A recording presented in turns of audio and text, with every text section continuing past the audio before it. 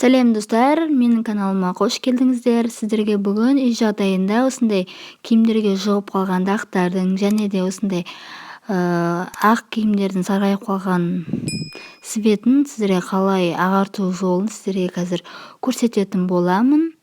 Ең алдымен менің каналым тіркеліп, қоңырау батырмасын басып қоюыңызды ұмытпаңыздар. Міне достар, осындай сап-сары дақтардың қалай кетіру жолын көрсететін боламын. Достар, менің YouTube каналымда, яғни сабын жасауды сіздерге нөлден бастап үйрететін боламын.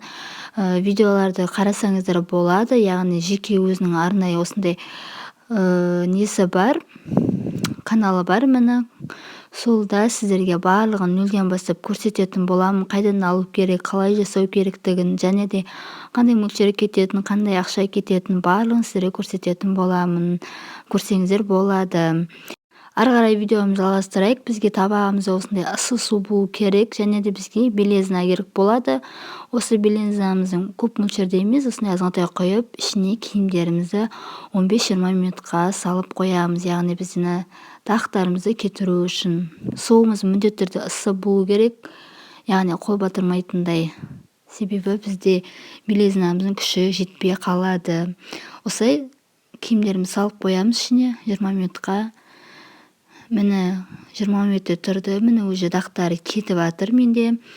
Ары қарай осылай белизнаның иісін кетіру үшін ары қарай сабынмен жуып тастаймыз. Жасап көріңіздер үй жағдайында. Өте оңай лайфхак.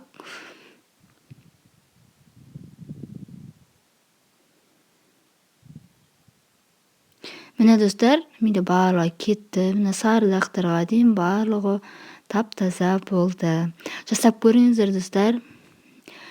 Видеоны соңына дейін көргендеріңізге рахмет. Каналыма тіркелуді ұмытпаңыздар.